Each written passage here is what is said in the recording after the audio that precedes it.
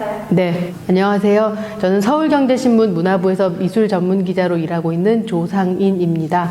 2008년 2월부터 지금 있는 서울경제신문에서 일하고 있고요. 미술 분야와 곁들여서 문화재까지 취재하고 있습니다. 사실 미술 전문 기자라는 이 직책, 직함 이런 게 흔하지는 않습니다. 풀어서 말씀드리자면 미술 분야를 전문적으로 취재하는 기자라는 건데 신문사에서 전문 기자라는 타이틀을 붙일 때는 상당히 엄격한 과정을 거칩니다. 우선 관련 분야에 학위가 있어야 되고요. 그리고 일정 기간 이상 현장 경험을 가지고 있어야 뭔가 차별화된 컨텐츠를 만들어낼 수 있는 기자로 인정받게 됩니다. 2007년 무렵에 우리나라 미술시장이 극도의 호황기를 가졌던 시절이 있습니다. 그때 특히 경제신문 쪽에서는 미술이 문화적 대상이기도 하지만 뭔가 자산 가치가 있는 분야로 판단이 됐었기 때문에 특별히 미술사를 전공한 기자를 찾더라고요. 그게 저한테는 이제 좋은 인연이 돼서 지금까지 일을 하는 계기가 됐습니다. 사실 개별의 미술사를 많이 안다기보다는 뭔가 미술의 흐름과 미술사의 틀이라는 그 큰 흐름을 볼 수 있었던 게 저한테는 현장 일을 하는데 좀 도움이 됐던 것 같고요. 그걸 계기로 이제 미술 분야를 좀 더 깊이 있게 취재해 봐야겠다. 그리고 여기서 나만이 볼 수 있는 분야는 또 뭔가 이런 걸 또 고민하기 시작하더라고요. 그래서 현장 인터뷰로 특화할 수도 있고 또 미술 시장에 대해서 또 조금 더 집중적으로 파볼 수도 있고 아니면 미술관 운영에 대해서도 또 깊이 있게 관심을 가진다거나 이런 식으로 저의 커리어를 전개시켰습니다.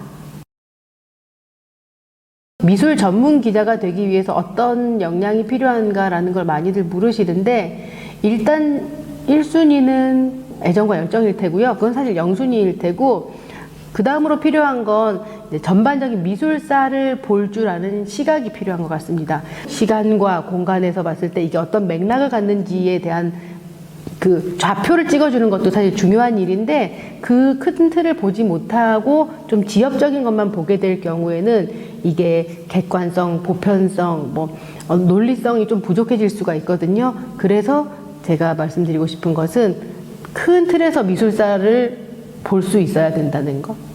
그게 좀 필요한 자질 같습니다. 그리고 그 이외에도 책 많이 읽어야 되잖아요. 축적된 여러 가지 지식과 정보들이 있어야 되거든요. 그래서 그런 것들도 공부를 많이 하셔야 되고 또 너무 당연한 거지만 전시 많이 봐야 되고요. 저는 거의 발품 파는 직업이라고 생각하는데 발로 쓰는 기사가 맞습니다.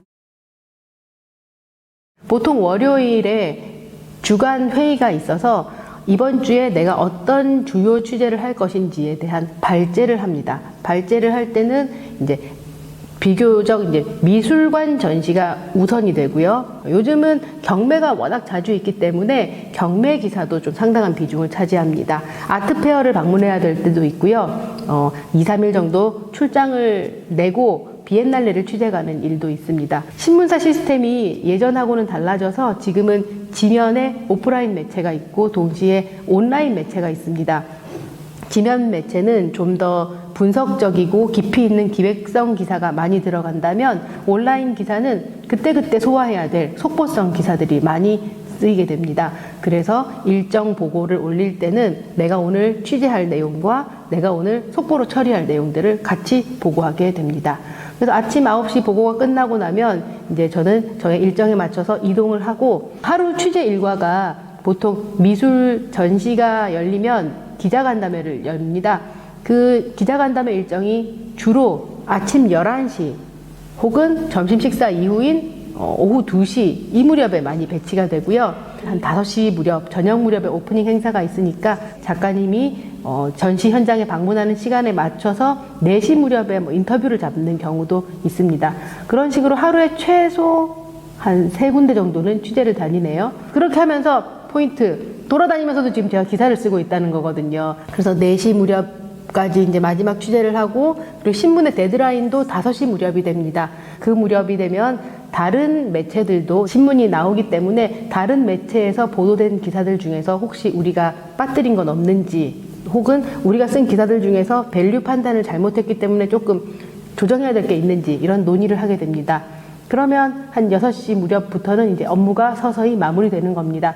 7시쯤 집에 들어가는데 그렇게 끝나는 게 아니라 이제 다시 컴퓨터를 열어서 낮 동안 왔던 이메일들이 뭐가 있나를 대충 한번 보고 간단히 정리할 수 있는 그날의 이제 취재 내용들은 그날 밤에 정리를 하곤 하거든요.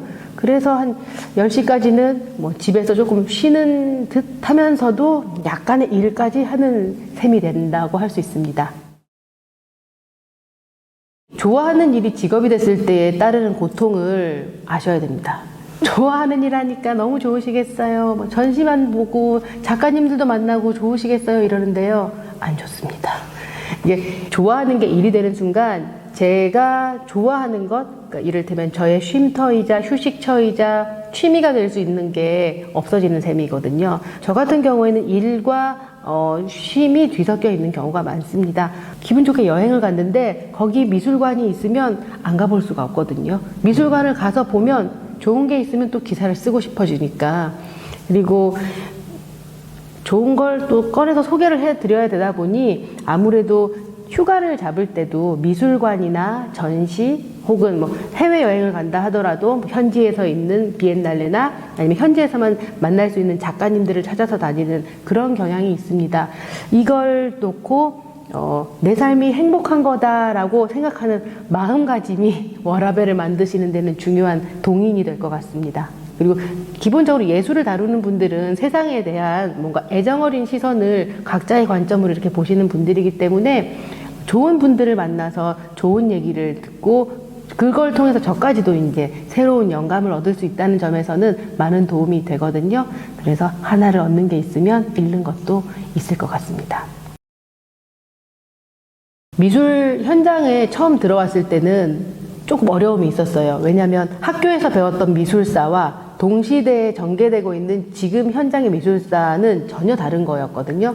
그리고 사실 제가 지금 현장에서 다루고 있는 것들은 그야말로 현장인 것이지 이것들이 막 쌓여서 하나의 미술사로 꾸려지기까지는 사실 한 수십 년의 시간이 더 흐른 뒤에 역사가 판단해 줄 일이었기 때문인데 그래서 좀 늘 공부가 부족하다, 내가 좀 뭔가를 모르는 건 아닐까 이런 생각이 들었었는데 그중 하나가 근대미술 분야였습니다. 그래서 제가 근대미술을 공부를 해야겠다는 생각으로 한 작가를 이제 이번 주에 주인공으로 세우면 그 작가의 대표작을 미술관 소장품 중에서 소개를 하면서 이 작가의 일생을 한번 짚어봐야겠다 이런 생각을 했어요. 그래서 제가 2017년 초부터 꼬박 100주 동안 100회 연재를 했었는데 나름의 보람이 있었다면 작가의 삶을 이해하는 게 작품을 들여다보는데도 상당한 도움이 되는데 우리는 그런 작가에 대한 스토리텔링이 부족하다라는 생각이 들었습니다. 그래서 우리에게도 이런 작가들이 있었고 그들에게도 이런 정말 드라마틱한 삶이 있었고 그 결과 살아남은 그림들이 지금까지 우리들이 만날 수 있는 그런 명작이 됐다라는 얘기를 하고 싶더라고요. 그래서 열심히 기사를 100주 동안 썼었고 그렇게 100명의 작가가 모이니까 어느덧 좀 두툼한 책을 만들어질 수 있게 돼서 출판사로부터 연락을 받고 책을 출간하게 됐습니다. 기자의 글쓰기가 가장 건조하고 객관적이라고 봅니다. 아무래도 평론가는 정말 미학적 그 생각의 깊이가 더 많이 들어가기 때문에 정말 철학적이고 그래서 사실은 기자들이 쓰는 그런 드라이하거나 간단 명료한 문장과는 확연히 다르고요. 작가의 글쓰기는 그걸 조금 더 이제 반짝반짝 윤인하게 다듬을 수 있다면 기자의 글쓰기는 그야말로 육하 원칙에 입각해서 사실만을 전달한다는 게 가장 큰 덕목이라고 생각하고 써야 합니다. 하지만 우리가 신문을 놓고 봤을 때 뭐 정치면, 사회면, 경제면 기사와는 문화면 기사가 조금 결이 다르거든요. 문체 같은 게 오히려 작가 쪽에 가깝다고 하는데 문화면에서 중요한 건 언제 어디서 누가 무엇을 해서 어떤 사건이 발생했다라는 것보다는 이것이 갖는 의미가 뭔지를 한 번 더 일깨워주고 환기시키는 역할이기 때문에 문화부 기자, 특히 미술 기자는 문체가 일반적인 기자와는 좀 다르긴 합니다.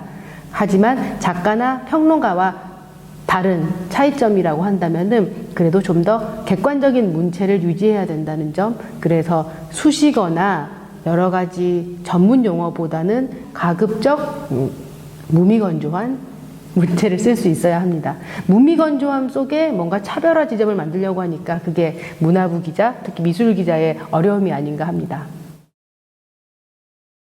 기자가 해야 될 역할은 밸류 판단, 가치 판단이라고 생각하는데요. 이 가치라는 게 어떻게 제가 감히 예술작품의 가치를 평가하겠습니까? 많은 기사의 가치를 나눠줄 수가 있어야 되거든요. 그 기사가 갖는 의미의 크기를, 저희는 그걸 그냥 밸류를 판단한다 이렇게 얘기를 하는데요.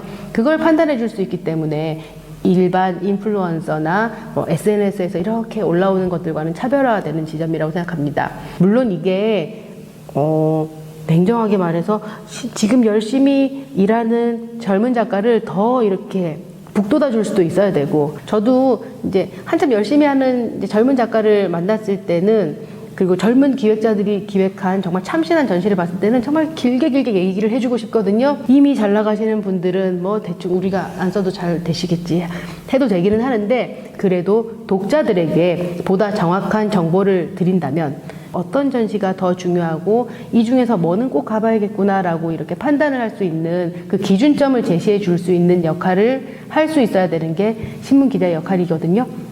그렇기 때문에 밸류 판단을 해줄 수가 있어야 되는 겁니다.